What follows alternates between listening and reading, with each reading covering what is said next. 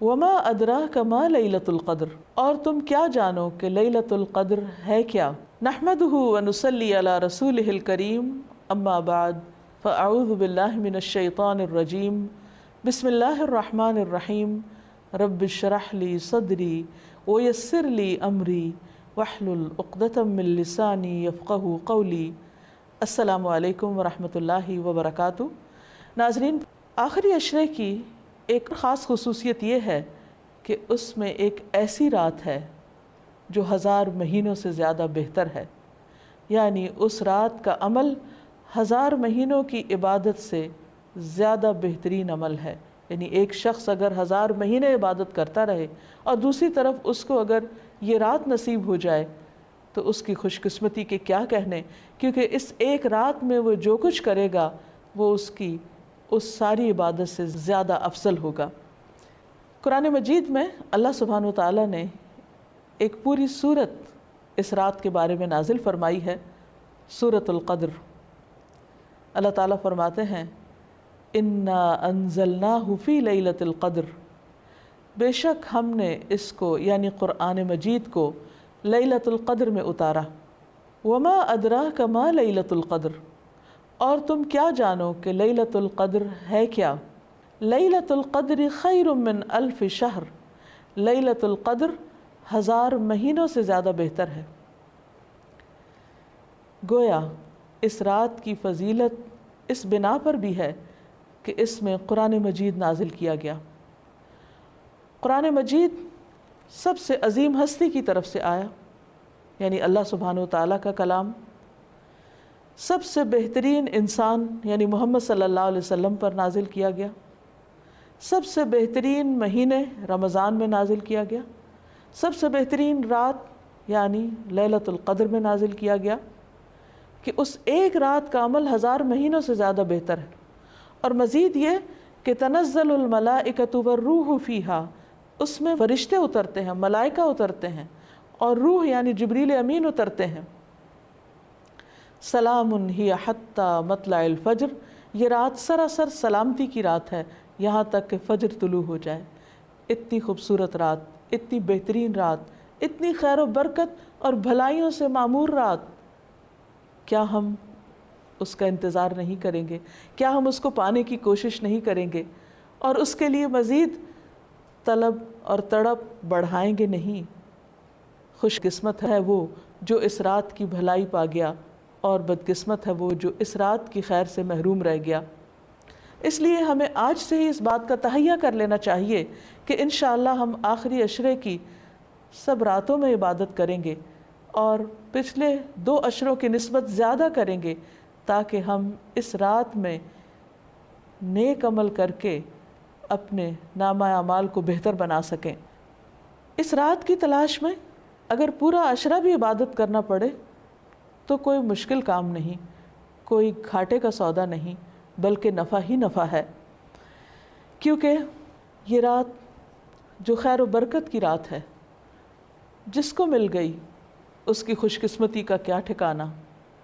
لیکن یہ خوش قسمتی اس کے لیے ہے جو اس کی طلب رکھے، اس کے لیے بھاگ دوڑ کرے، اس کے انتظار میں رہے، اس کا شوق رکھے۔ یہ رات جس میں فرشتے اترتے ہیں، اس کے بارے میں نبی صلی اللہ علیہ وسلم نے مزید وضاحت کی، فرمایا، حضرت ابو ہریرہ سے روایت ہے کہ ان الملائکۃ تلک اللیلۃ فی الارض اکثر من عدد الحصی، بلا شبہ اس رات کو زمین میں فرشتوں کی تعداد کنکریوں سے بھی زیادہ ہوتی ہے۔ اور پھر فرشتے جب اترتے ہیں تو ایک خاص قسم کا ماحول پیدا ہو جاتا ہے، ہر طرف نیکی کا دور دورہ ہوتا ہے، ایک خاص روح ہوتی ہے اس رات میں۔ اس لیے ہم سب کو اس سے بھرپور فائدہ اٹھانا ہے، کیونکہ ایک اچھا عمل 1000 ماہ کے عمل سے بہتر ہے۔ حضرت انس سے روایت ہے کہ رمضان آیا تو رسول اللہ صلی اللہ علیہ وسلم نے فرمایا، ان هذا الشهر قد حضركم وفيه ليلة خير من 1000 شهر من حرمها فقد حرم الخير كله ولا يحرم خيرها الا محروم، کہ لوگو یہ مہینہ جو تم پر آیا ہے اس میں ایک ایسی رات ہے جو 1000 مہینوں سے بہتر ہے۔ جو شخص اس سے محروم رہا وہ ہر بھلائی سے محروم رہا۔ اس رات کی سعادت سے صرف بد نصیب ہی کو محروم کیا جاتا ہے، یعنی حقیقی معنوں میں بد نصیب وہ ہے جو اس رات کی عبادت سے محروم رہے، اس رات کی خیر سے محروم رہے۔ لیلۃ القدر آخری عشرے کی کوئی بھی رات ہو سکتی ہے، لیکن نبی صلی اللہ علیہ وسلم نے خاص طور پر طاق راتوں میں اسے تلاش کرنے کا حکم دیا ہے۔ ابن عمر کہتے ہیں کہ رسول اللہ صلی اللہ علیہ وسلم نے فرمایا، التمسوها فی العشر الاواخر یعنی لیلۃ القدر فإن ضعف أحدكم أو عجز فلا يغلبن على السبع البواقی۔ صحیح مسلم کی اس روایت کا معنی ہے کہ رمضان کے آخری عشرے میں شب قدر تلاش کرو، پھر اگر تم میں سے کوئی کمزوری دکھائے یا عاجز ہو جائے تو آخری 7 راتوں میں سستی نہ کرے۔ یعنی نبی صلی اللہ علیہ وسلم نے اس کو اور شارٹ لسٹ کر دیا، پہلے 10 راتوں کا بتایا، پھر آخری 7 راتوں کی طرف توجہ دلائی۔ اس رات کا قیام گناہوں کی بخشش کا ذریعہ ہے۔ نبی صلی اللہ علیہ وسلم نے فرمایا، من قام لیلۃ القدر ایمانا واحتسابا غفر له ما تقدم من ذنبہ۔ جس نے لیلۃ القدر میں ایمان اور احتساب یعنی ثواب کی نیت سے قیام کیا، اس کے پچھلے تمام گناہ معاف کر دیے جائیں گے۔ اس سے یہ بات بھی پتہ چلتی ہے کہ اس رات کی سب سے افضل نیکی قیام کرنا ہے، یعنی اللہ تعالیٰ کے حضور کھڑے ہو کر زیادہ سے زیادہ قرآن مجید پڑھنا، یعنی نماز کی حالت میں، یا سننا ہے۔ اسی طرح اس رات میں شور ہنگامے، لڑائی جھگڑے، فضول اور لغو گفتگو سے بھی پرہیز کرنا چاہیے۔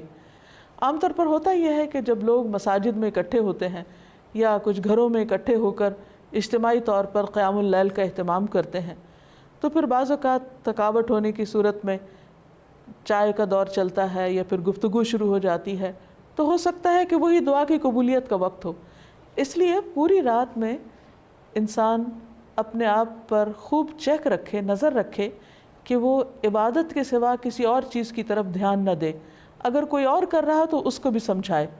اس سلسلے میں ایک حدیث ہے، عبادہ بن صامت سے مروی ہے کہ نبی صلی اللہ علیہ وسلم ہمیں شب قدر کی خبر دینے کے لیے تشریف لا رہے تھے کہ 2 مسلمان آپس میں جھگڑا کرنے لگے۔ اس پر آپ صلی اللہ علیہ وسلم نے فرمایا، میں آیا تھا کہ تمہیں شب قدر بتا دوں، لیکن فلاں اور فلاں نے آپس میں جھگڑا کر لیا، پس اس کا علم اٹھا لیا گیا، اور امید ہے کہ تمہارے حق میں یہی بہتر ہوگا۔ اس حدیث سے ہمیں 2 باتیں پتہ چلتی ہیں۔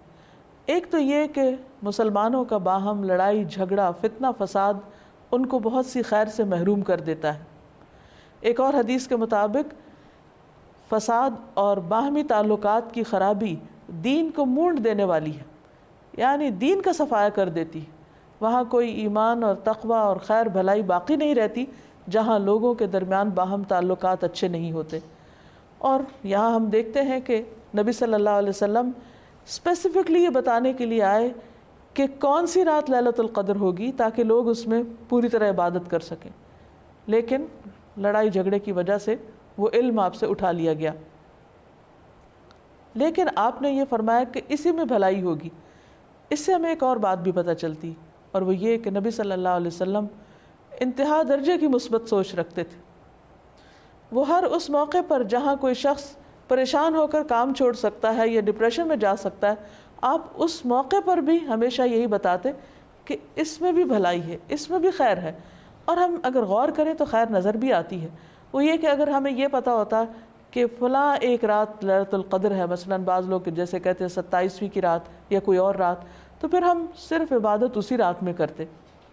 اب چونکہ پتہ نہیں کہ کون سی رات ہے، تو اس ایک رات کو تلاش کرنے کے لیے ہم اور بھی بہت سی راتوں میں عبادت کر لیتے ہیں، جو یقینی طور پر ثواب اور اجر کا کام ہے۔ لیلۃ القدر اگرچہ یہ نہیں پتہ چلتا کہ کون سی رات ہے، لیکن اس کی کچھ علامات ہمیں بتائی گئی ہیں۔ وہ علامات کیا ہیں؟ احادیث کی روشنی میں دیکھیے، نبی صلی اللہ علیہ وسلم نے فرمایا، شب قدر کی صبح کو سورج کے بلند ہونے تک اس کی شعاع نہیں ہوتی، وہ ایسے ہوتا ہے جیسے تھالی، یعنی سورج نظر تو آتا ہے لیکن اس کی شعاعیں نہیں نظر آتی، یعنی سورج کا رنگ ایک طرح سے مختلف ہوتا ہے۔ ایک اور روایت میں آتا ہے، حضرت ابو ہریرہ سے روایت ہے کہ ہم نے رسول اللہ صلی اللہ علیہ وسلم کے پاس شب قدر کا ذکر کیا تو آپ نے فرمایا تم میں سے کون اسے یاد رکھتا ہے؟ اس میں جب چاند نکلتا ہے تو ایسا ہوتا ہے جیسے بڑے تھال کا کنارہ، یعنی اس کو بھی آپ نے تھال سے تشبیہ دی، لیکن کنارہ اس لیے کہ آخری راتوں میں چاند پورا نہیں رہتا، ایک کنارے کی طرح رہ جاتا ہے۔ اسی طرح ابن عباس سے مروی ہے کہ رسول اللہ صلی اللہ علیہ وسلم نے فرمایا شب قدر آسان اور معتدل رات ہے جس میں نہ گرمی ہوتی ہے اور نہ سردی۔ اس صبح کا سورج اس طرح طلوع ہوتا ہے کہ اس کی سرخی مدھم ہوتی ہے، یعنی سورج کی ایک نشانی بتائی گئی، لیکن ظاہر ہے کہ وہ تو جب رات گزر جاتی ہے پھر ہی نظر آتا ہے، اس لیے اس پر نہیں رہنا چاہیے کہ فلاں رات تھی یا فلاں رات تھی، توجہ اس پہ رہنی چاہیے کہ ہمیں ہر رات سے کس طرح فائدہ اٹھانا ہے۔ ایک اور روایت میں آتا ہے، حضرت زر سے روایت ہے، انہوں نے کہا کہ میں نے ابی ابن کعب کو یہ فرماتے ہوئے سنا، ان سے کہا گیا کہ حضرت عبداللہ بن مسعود فرماتے ہیں کہ جو آدمی سارا سال قیام کرے وہ لیلۃ القدر کو پہنچ گیا۔ حضرت ابی فرمانے لگے کہ اللہ کی قسم جس کے سوا کوئی معبود نہیں، وہ شب قدر رمضان میں ہے۔ وہ یقین کے ساتھ قسم کھاتے ہیں، اللہ کی قسم بے شک میں جانتا ہوں وہ کون سی رات ہے۔ یہ وہی رات ہے جس میں اللہ کے رسول صلی اللہ علیہ وسلم نے ہمیں قیام کا حکم دیا۔ اس رات کی صبح 27 تاریخ تھی اور اس کی علامت یہ تھی کہ سورج طلوع ہوا تو اس کی سفیدی میں شعاع نہ تھی، اور یہ ہو سکتا ہے کہ اس سال 27ویں رات ہو، لیکن یہ ضروری نہیں کہ صرف 27ویں رات ہی شب قدر ہو۔ ام المومنین حضرت عائشہ کہتی ہیں کہ میں نے پوچھا اے اللہ کے رسول صلی اللہ علیہ وسلم، اگر میں شب قدر پالوں تو اس میں کیا کہوں، یعنی کون سی خاص دعا مانگوں؟ آپ نے فرمایا کہو اللہم انک عفو تحب العفو فاعف عنی، اے اللہ تو معاف کرنے والا ہے، معاف کرنے کو پسند کرتا ہے، بس تو مجھے معاف کر دے۔ اس سے یہ پتہ چلتا ہے کہ اس رات بھی زیادہ سے زیادہ اللہ سبحانہ و تعالیٰ سے بخشش کی دعا کرنی چاہیے، معافی اور درگزر کی دعا کرنی چاہیے۔ اس کے علاوہ انسان قرآن مجید کی تلاوت کر سکتا ہے، اگر خواتین نماز نہ پڑھ سکیں تو ذکر اذکار کر سکتی ہیں، تسبیحات کر سکتی ہیں، اپنی غلطیوں کی معافی مانگ سکتے ہیں ہم سب، کیونکہ اللہ تعالیٰ بندے کی توبہ سے خوش ہوتے ہیں۔ ایک حدیث میں آتا ہے کہ نبی صلی اللہ علیہ وسلم نے فرمایا ایک آدمی گناہ کرتا ہے پھر کہتا ہے کہ اے اللہ میرا گناہ معاف کر دے، تو اللہ تعالیٰ فرماتا ہے کہ میرے بندے نے گناہ کا کام کیا اور اسے علم ہے کہ اس کا کوئی رب بھی ہے جو گناہوں کو معاف فرماتا ہے اور ان پر مواخذہ کرتا ہے، میں نے اپنے بندے کو معاف کر دیا۔ یعنی اللہ تعالیٰ اس بات سے خوش ہوتے ہیں کہ بندہ اللہ تعالیٰ سے معافی کی دعا مانگے۔ پھر اللہ تعالیٰ بخشش کا وعدہ بھی کرتے ہیں۔ رسول اللہ صلی اللہ علیہ وسلم نے فرمایا کہ شیطان نے اللہ عز و جل سے کہا مجھے تیری عزت اور جلال کی قسم، میں تیرے بندوں کو اس وقت تک گمراہ کرتا رہوں گا جب تک ان کے جسم میں روح رہے گی، یعنی جب تک وہ فوت نہیں ہو جاتے۔ اور اللہ تعالیٰ نے فرمایا مجھے اپنی عزت اور جلال کی قسم، جب تک وہ مجھ سے معافی مانگتے رہیں گے میں بھی انہیں معاف کرتا رہوں گا۔ یعنی اللہ تعالیٰ کو معاف کرنا پسند ہے، اس لیے خصوصی طور پر لیلۃ القدر میں اپنے گناہوں کی معافی مانگنی چاہیے، کیونکہ اس میں قبولیت کی گھڑیاں ہوتی ہیں۔ اور استغفار کا فائدہ یہ بھی ہے کہ انسان عذاب سے محفوظ رہتا ہے۔ قرآن مجید میں آتا ہے کہ اللہ تعالیٰ ان کو عذاب نہیں دیں گے جب تک وہ استغفار کرتے رہیں گے۔ کوئی بھی انسان یا قوم اپنی کوتاہیوں، غفلتوں، گناہوں کی وجہ سے اللہ تعالیٰ کو ناراض کر دیتی ہے، لیکن اللہ تعالیٰ رب الرحیم ہیں، غفور الرحیم ہیں، وہ اپنے بندوں کو معاف کر دیتے ہیں۔ لہٰذا اس موقع پر ہمیں انفرادی توبہ کے علاوہ اجتماعی توبہ بھی کرنی چاہیے۔ قرآن مجید میں اللہ تعالیٰ فرماتے ہیں وَتُوبُوا إِلَى اللَّهِ جَمِيعًا أَيُّهَا الْمُؤْمِنُونَ، اے مومنو سب مل کر اللہ سے توبہ کرو، اللہ تعالیٰ معاف فرمانے والا ہے، خواہ انسان کے گناہ آسمان کی بلندیوں تک ہی کیوں نہ پہنچ جائیں۔ اور آپ صلی اللہ علیہ وسلم نے یہ بھی فرمایا کہ جو آدمی یہ بات پسند کرتا ہے کہ اس کا اعمال نامہ اسے خوش کر دے تو وہ کثرت سے استغفار کیا کرے۔ ایک اور روایت میں آتا ہے خوشخبری ہے اس کے لیے جو اپنے نامہ اعمال میں بکثرت استغفار پائے۔ اللہ تعالیٰ سے دعا ہے کہ اللہ تعالیٰ ہمیں یہ رات نصیب فرمائے اور ہمارے گناہوں کی بخشش فرما دے اور اپنی رحمتوں کا نزول ہم سب پر کرے۔ وآخر دعوانا ان الحمد للہ رب العالمین۔ السلام علیکم ورحمۃ اللہ وبرکاتہ۔